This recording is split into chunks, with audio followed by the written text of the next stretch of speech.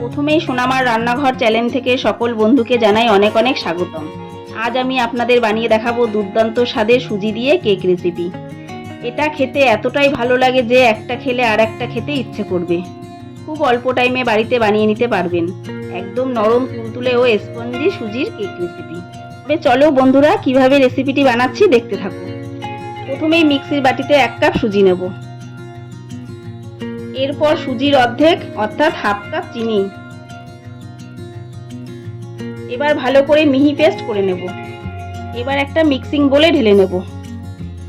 এবার দেব হাফ কাপের কম ময়দা, দেব আর 1 কাপ লিকুইড দুধ, 2 চামচ মতো সাদা তেল, 1 চামচ মতো বেকিং পাউডার আর হাফ চামচের কম বেকিং সোডা।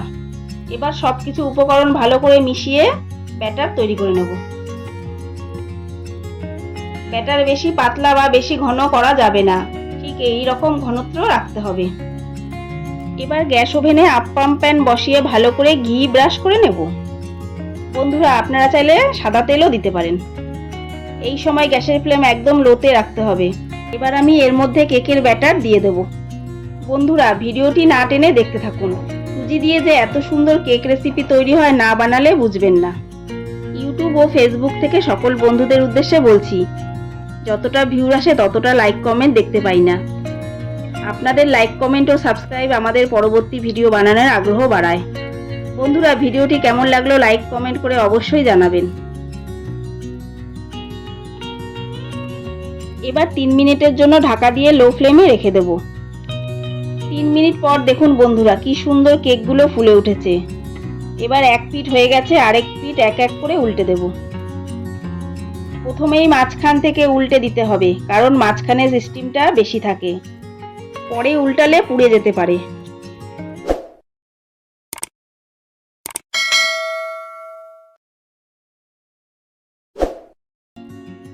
সবগুলো উল্টে নেওয়ার পর আবার 1 মিনিটের জন্য ঢাকা দিয়ে আরেক পিঠ হতে দেব।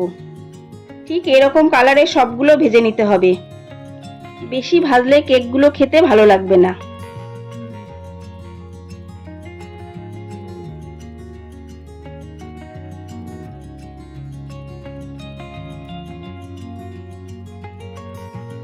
এই একইভাবে সবগুলো কেক বানিয়ে নেব।